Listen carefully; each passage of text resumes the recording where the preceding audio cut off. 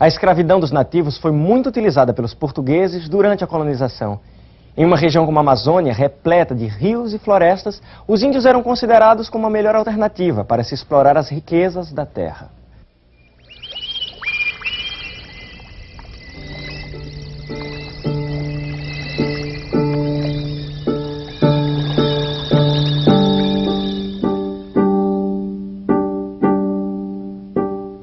Imagine a TV viajando no tempo para mostrar o passado. Imagine a vida, as pessoas, os sonhos de outras épocas. Imagine tudo isso como era há alguns séculos. 500 anos, o Brasil colônia na TV. Episódio 6, Entre a Fé e a Espada. Duas coisas faziam a Amazônia ser bem diferente do resto do Brasil: seus rios e sua floresta. Vejam neste mapa a quantidade de rios que estão ligados ao rio Amazonas. Se a floresta era fechada e perigosa, os rios podiam ser usados para se chegar a várias partes do interior. O convívio com essa realidade criou um jeito muito especial de viver. Um jeito que até mesmo os colonizadores tiveram que aprender. Toda manhã o pajé ia para as margens do rio. Diziam que o rio falava com ele. Ninguém podia ir, só o pajé. Mas certa vez um curumim foi atrás dele para ver o que ele fazia. E o que foi que o curumim descobriu? Você nem imagina, Indi. O pajé balançou o maracá e invocou os encantados, criaturas que vivem no fundo dos rios. Pegou um punhado de folhas secas e jogou no ar. O vento soprou forte e as águas se encresparam. Depois fez silêncio. Aí o curumim começou a ouvir muitas vozes dos encantados cantando ao longe. Um deles apareceu. A boiuna, uma cobra imensa. E o pajé começou a conversar com ela. Aqui estou, boiuna. Tem algo para me contar? Os homens brancos estão vindo. Chegarão aqui em breve. O que devo fazer? Preste atenção aos homens que vão chegar. Grandes transformações estão vindo. Grande perigo se aproxima. Perigo para o seu povo, para os rios, a floresta. Perigo até para nós, os encantados. Todos poderemos desaparecer para sempre. O curumim ficou lá, parado, quieto. Podia até ouvir o próprio coração. O curumim viu a boiuna? Não, o pajé via. O curumim sonhava. E os homens brancos, vó, vieram mesmo? Vieram. As pessoas da tribo, elas tiveram medo? Uns tiveram medo, outros curiosidade. Mas teve gente que ficou muito desconfiada. Ficaram na beira do rio, olhando os brancos chegarem e descerem das suas canoas com as mãos estendidas, cheias de presentes. Os brancos perguntaram se sabíamos onde havia ouro e prata. Eles só pensam nisso. Ficaram algum tempo e depois foram embora. Os brancos não fizeram nada, vó. Não prenderam ninguém. Não. No começo eles só vinham para aprender, entender onde estavam pisando. Depois vieram mais e mais vezes. Vieram tantos brancos que aos poucos as pessoas da tribo notaram que nem todos eles eram iguais. Alguns deles eram inimigos entre si. Outros mostraram que eram inimigos da tribo. Primeiro começaram a levar as pessoas com eles. Elas partiam e nunca mais voltavam. E para onde os brancos levavam as pessoas? Para as missões, lugares como este aqui. As missões ficavam nas margens dos rios. Eram aldeias administradas por ordens religiosas, como jesuítas, franciscanos e dominicanos.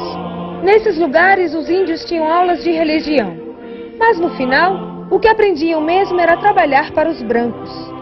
Os colonos negociavam com os padres para conseguir a mão de obra dos nativos e assim extrair produtos da terra. Cacau, canela, salsa, cravo e muito mais.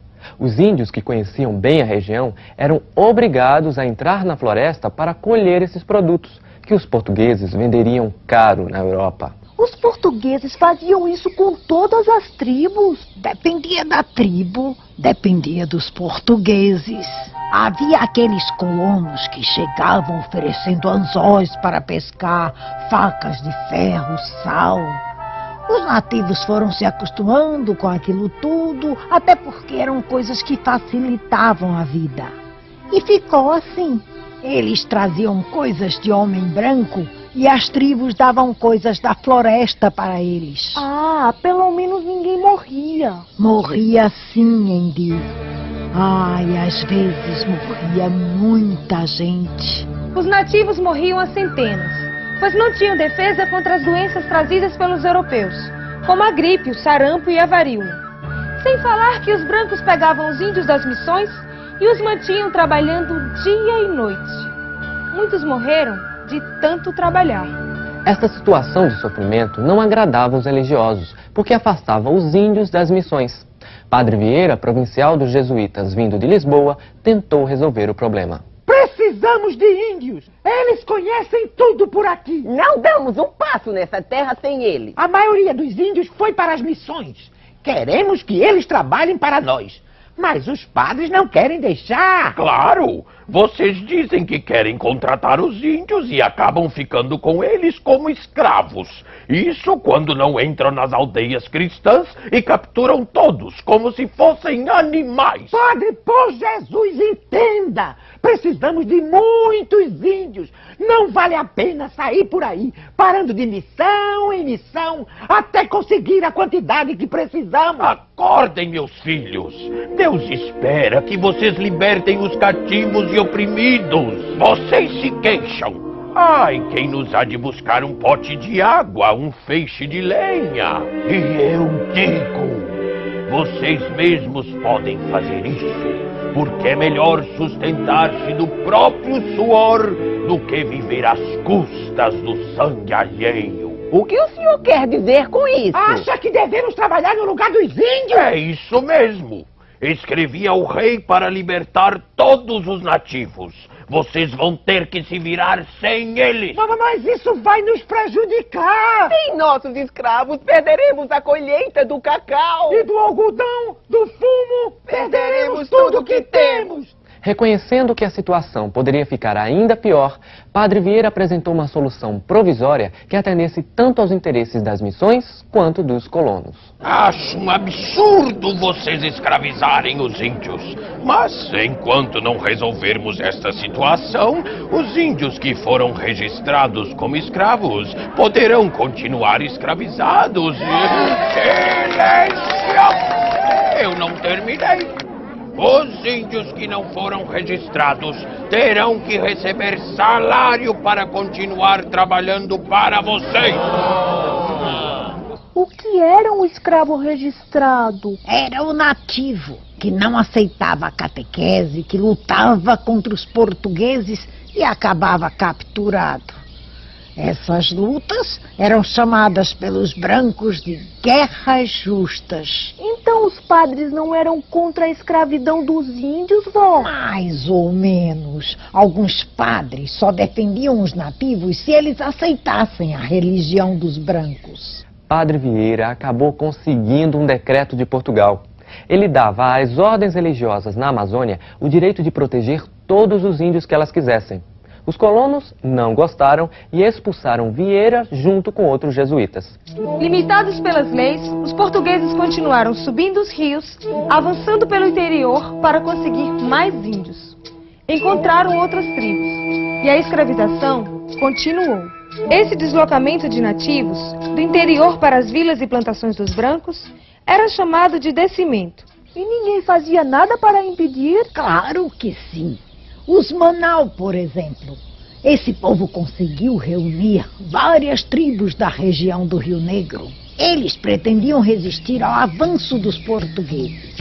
Durante 4 anos, os Manaus conseguiram dificultar a navegação de barcos portugueses nas águas do Rio Negro.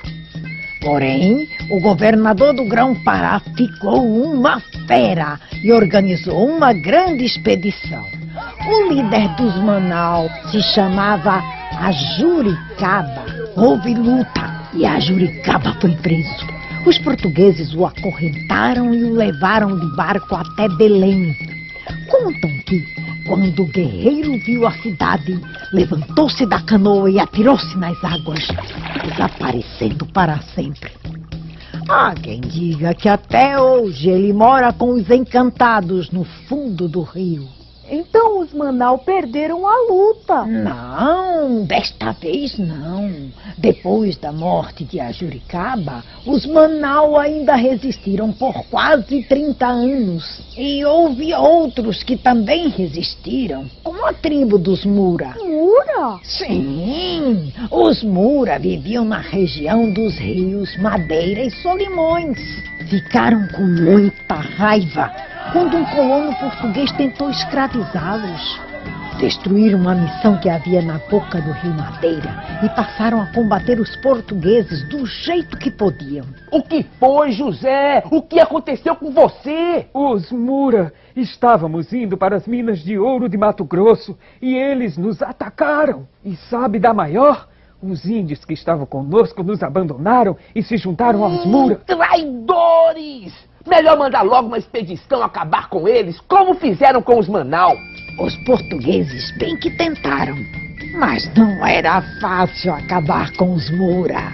Morreu tanta gente, mas os Mura continuaram resistindo por muitos e muitos anos. Por que nosso povo tem que sofrer tanto nas mãos dos brancos? Contam que um dia, no começo dos tempos, Deus enviou um de seus profetas barbudos para a terra.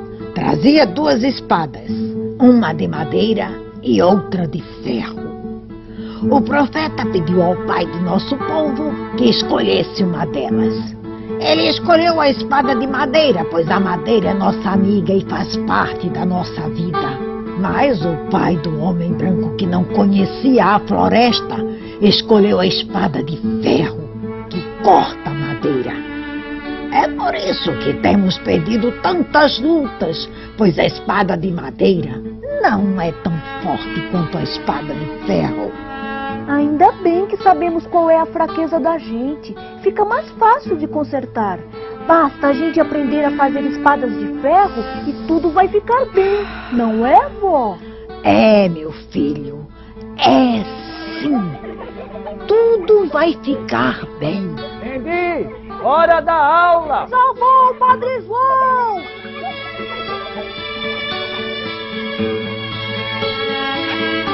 Até mais, vó. Até!